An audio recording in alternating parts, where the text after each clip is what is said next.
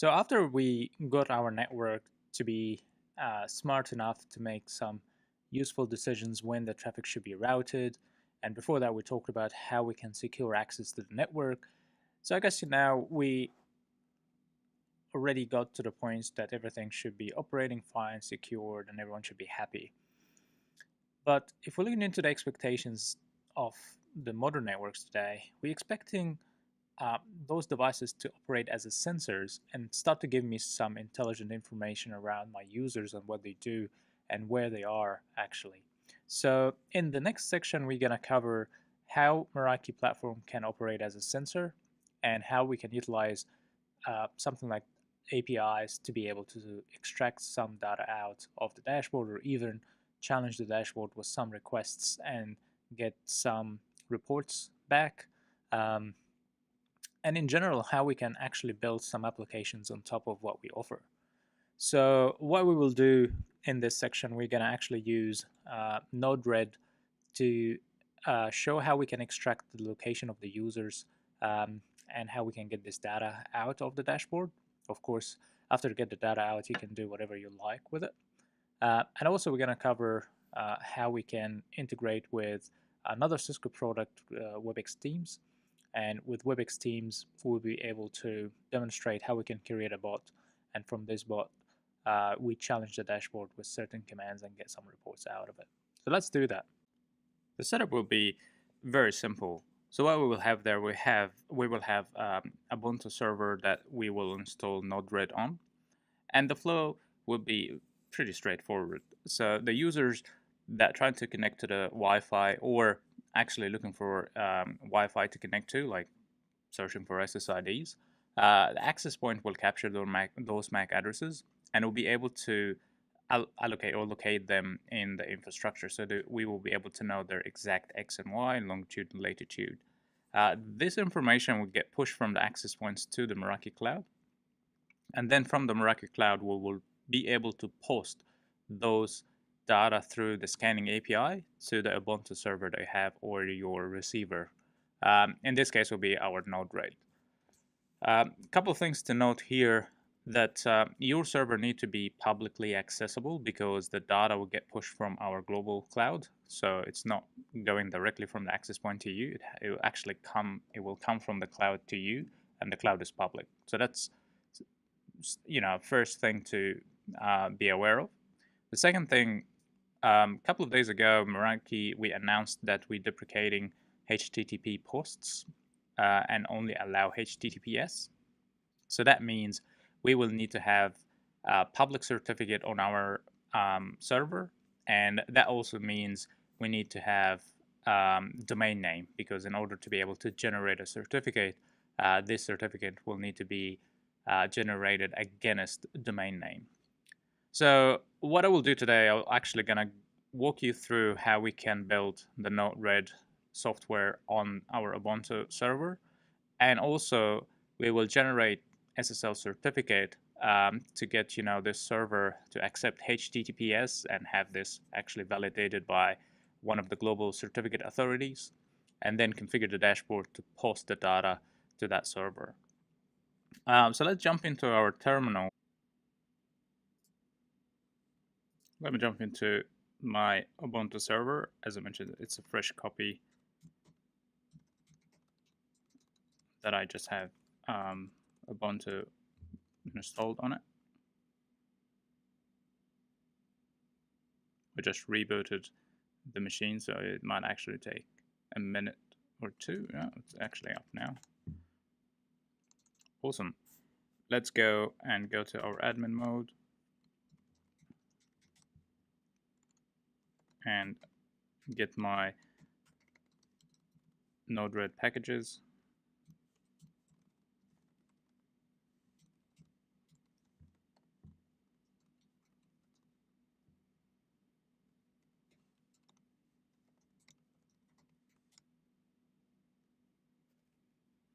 Node-Red is a free software. Of course, you can install it on your Windows machine or on Ubuntu, on any other operating system. So I'm just using Ubuntu. It's simple to me.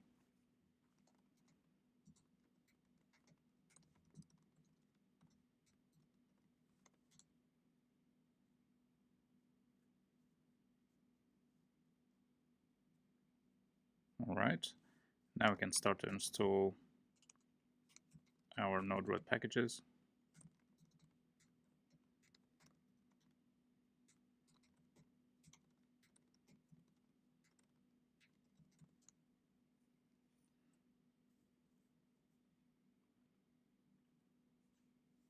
So the reason that I'm using Node-Red, because it actually pretty easy and open source platform that you can use the graphical interface to capture data from one system and start to build another, system, or use the data for like different reports. So, for example, I can capture the data from my dashboard through the scanning API, and then save it in an Excel sheet, or actually put it in a different report, or even post it somewhere else. So if you actually know Node-Red, you will have a lot of power and control, and you can build a lot of applications on top of what platforms like ours do. So now I should be able to go and run the Node-Red instance that we just created. So I can see it's actually listening to HTTP port 1880. So what I need to do now is to install the Meraki CMX plugin in Node-Red. So I'm just going to go here to the Node-Red directory, and then I'll just go and install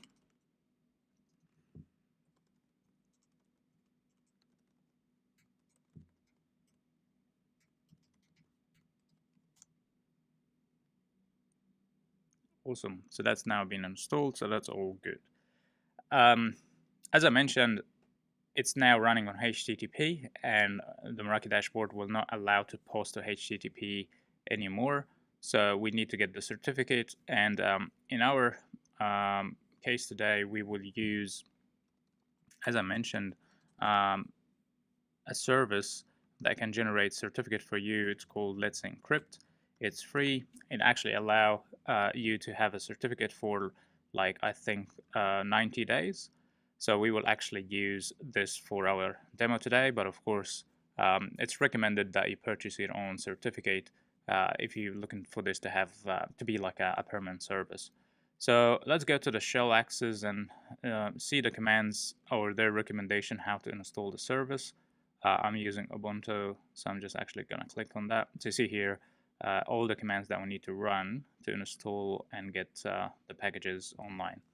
So let me go and copy and paste to speed up the process here. Yeah, we need to get this package.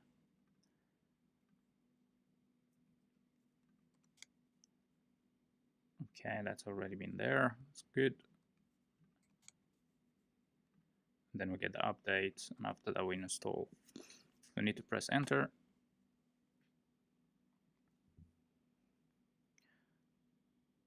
So this is really a good tool if you want to test how to use the SSL before you actually pay for one or purchase one.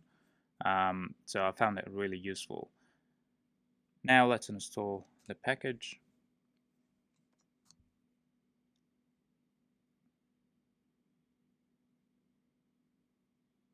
Okay, so after that, we will start to build or actually request a certificate and get the keys installed locally on the machine.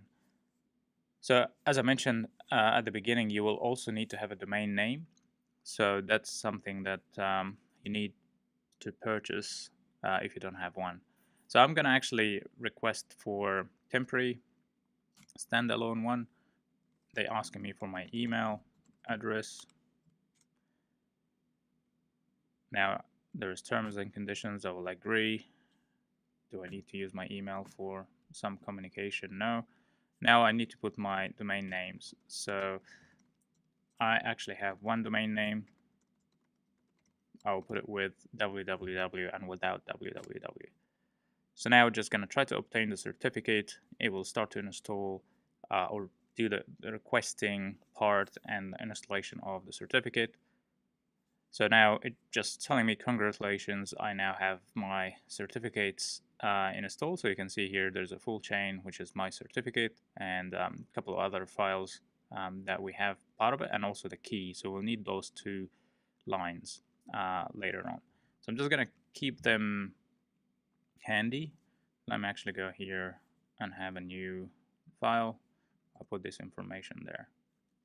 All right, so next step, we need to go back to my Node-Red, and I need to go to the settings file. So if I go here, you'll see there is a settings file.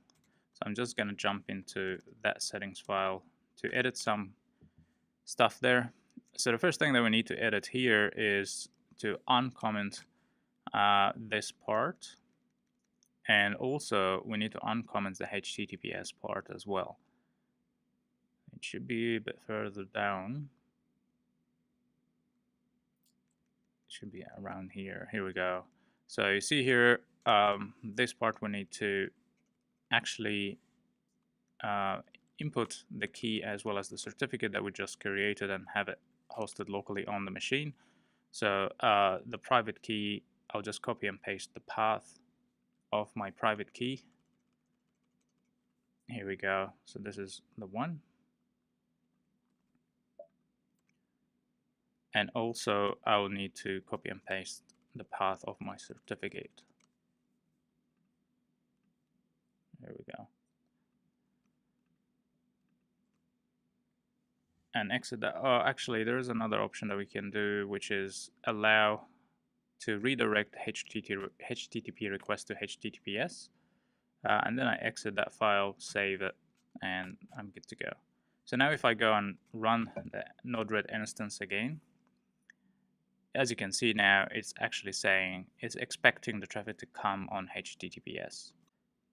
If I go actually to my local server, it will show me the certificate, not the certificate, it will show me that the certificate, yeah, it will show me that the certificate is not valid because I'm not using the domain name, but the instance is running. So let's actually go here, because I might need to go and troubleshoot my DNS settings. But let's go and try to check if it's actually going to work and we'll be able to post data to this HTTPS server now. So what I want to do is I need to go here and start to have a profile for my CMX. So I will just name this one Meraki CMX. I need to have a pre-shared key. The validator is something that we need to get from our dashboard. So if I go here to general, I need to enable the analytics and get the API to be enabled. So this is the validator that I need to take a copy of. And here we go. I hit add. Done. I will link this to a debug so we can actually see the data out or the results. And I hit deploy. So I now have the Node-Red waiting for my dashboard to send updates. Now I need to go back to my dashboard and add the URL. So in our case, I'm just going to use the domain name because that's what we have the certificate to build on. Using port 1880, and then we put scanning at the end.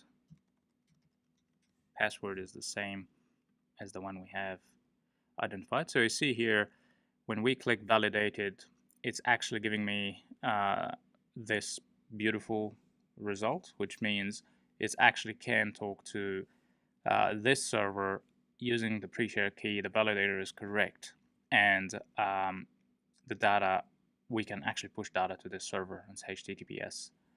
So now it's actually listening. If I go here to debug and see, what kind of messages that we're getting, in a second or two, we should actually start to see some data be sent. So you see here, the data has been received. If I actually go here and click into details of what kind of information we're getting, you can see there's some MAC addresses of the access points, and then I can see some details here about the device, the MAC address of the device, and then potentially one of those updates will be able also to see the location of that device. So we're getting more messages there.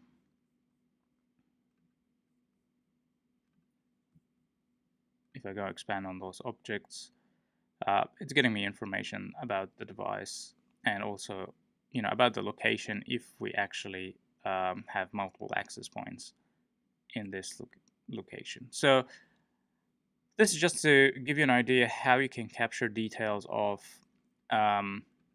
devices that trying to connect to your network. It's actually giving you the location of the devices as well, the longitude and latitude and XY if you do have multiple access points. And you get this kind of updates all the time, so every minute or so. So that's how you can build your Node-Red server to actually capture data. And then instead of actually doing a debug here to see the messages, you can actually create another function to take this information and probably post it somewhere else, or create like a function to save them in an Excel sheet or something like that. So that's just to give you an idea how you can utilize something simple like Node-Red to actually capture data from the dashboard, from the scanning API, and then start to use the data and make some sense of it. The next thing that we're going to do is actually integrating with Webex Teams, which is, as I mentioned, another Cisco product. And the way we're going to do this, we'll basically create what we call a bot on Webex Teams. This bot will communicate with a server. So whatever I have message written on one of the chat rooms and directing the request to the bot that we will create, it will actually take this data, send it to the server, and then the server will look into the data and start to react on it. In other words, if I write some word in the chat, I can take this word and execute a dashboard API kind of call, and then get some information or post information or do whatever I want.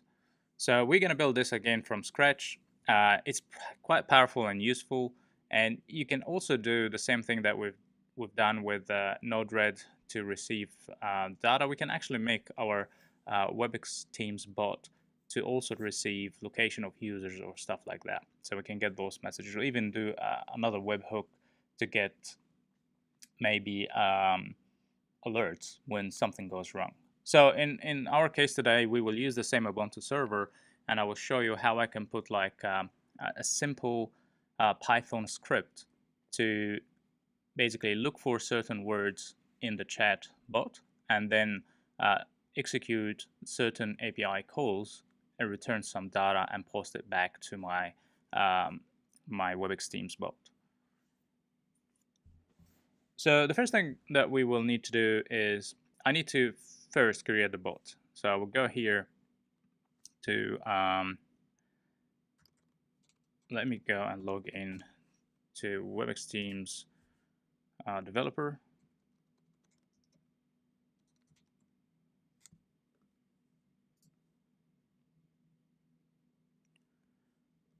So I'm already logged in. If I go to my application, those are the bots. That I do have. I'll just create a new one. You can name it anything. So I can say here, lazy Fady. Email, we have to have an email that not been used before. So that's what people can search for to be able to get the bot.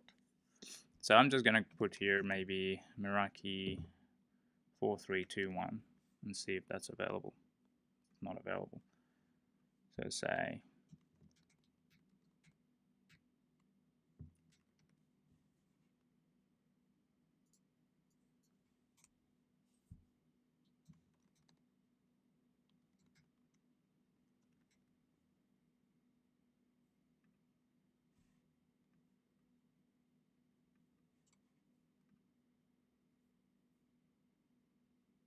I chose the wrong thing. It's not the integration, should be bot. Apologies for that. So I need to create a bot.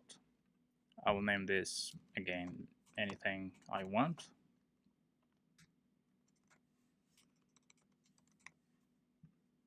I need to create a username, so I will just see Meraki API 1234. All right, that's available.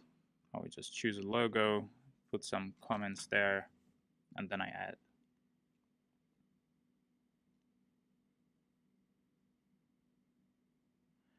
So there's some important parameters that we need to capture from here. And if I actually look into my script, I do have this simple script. I'm not going to go through details how I created it, but it just basically I'm defining some functions to go and make some calls to Meraki dashboard to get some data from there. So you see this one, for example, will go and query the dashboard to get the inventory and then post back this data into a table. And then, of course, I do have something for returning networks, returning the admins of this particular organization. And then here, this is how we can post the data to the Spark room. So it actually telling me how I can get the information from the Spark room and how I can post it to it. And then this function is basically the webhook that we're waiting for people to write something. So we capture the text that the person is actually writing in the room. So for example, if someone writes INV, I will go and execute, a function, or actually go call a function called Meraki env, which go and query the dashboard to get some data. And then I will actually post this information back to Webex Teams. I just need to fill up this part, which is having the Meraki API part and the Webex Teams barriers and the like. So let me do that quickly so we can actually test out my code. So this is my Webex Teams API key. I do have the name and also the email of the bot. Let me put the email.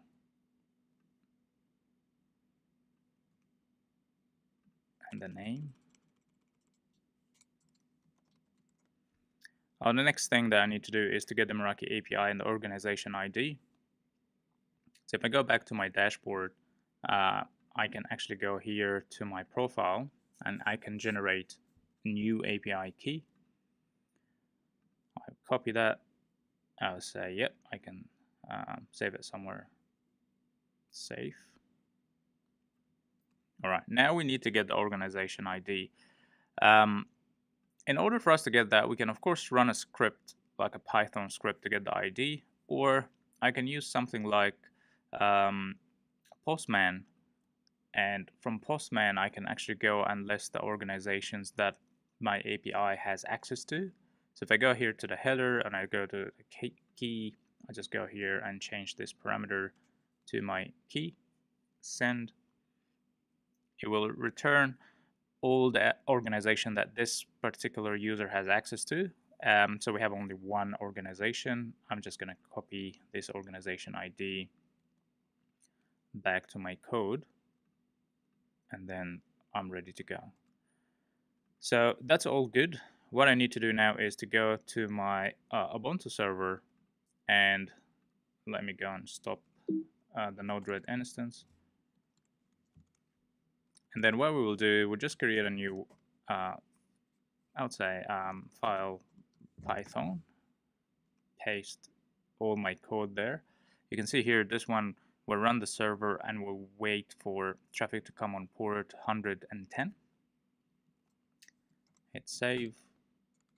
And then I can actually go and run this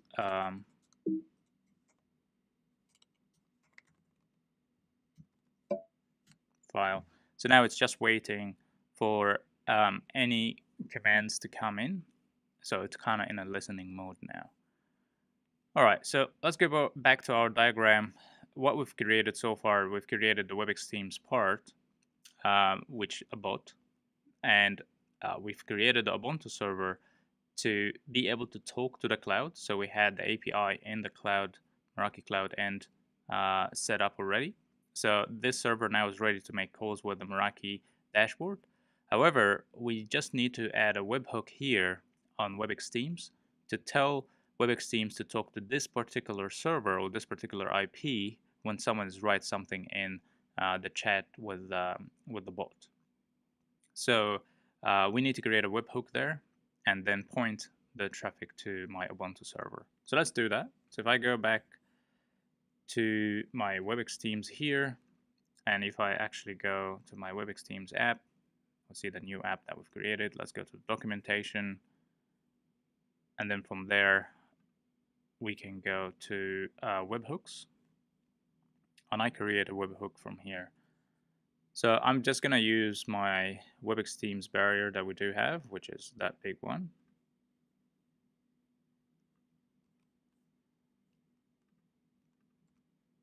Name, I can give it any name.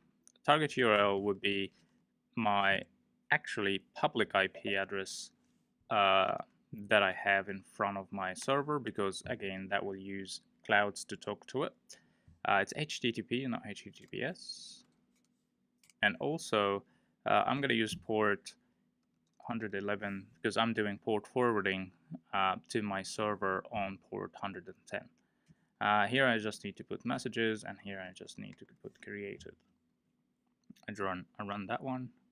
So it gives me this beautiful 200 OK. So now everything is set up as my expectations.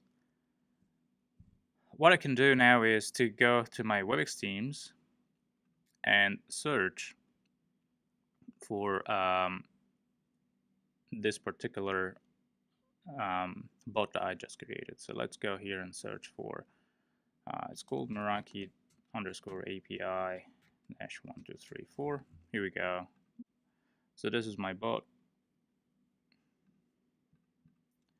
And now if I actually go and put the screen side by side to see if I write something here, what will be the situation in my server end. So if I actually go now and write inventory or inven, you can see now my server received something.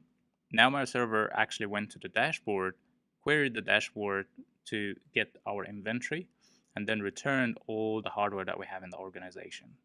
If I actually go and do the same thing maybe for network, so if I actually write down network, again, server received the request. Now the server is querying our dashboard. Here we're getting all the networks that we just created as part of this demo. So this is just to give you an idea how we can utilize the Meraki APIs to get information. Like, you can be really innovative here and use Webex Teams maybe to create new sites. So instead of going to the dashboard and do this manually, you can easily go there and have maybe one word say new site, get this new site created in the dashboard, have the hardware claimed, attached to the network, and then have the network also bind it to a configuration template.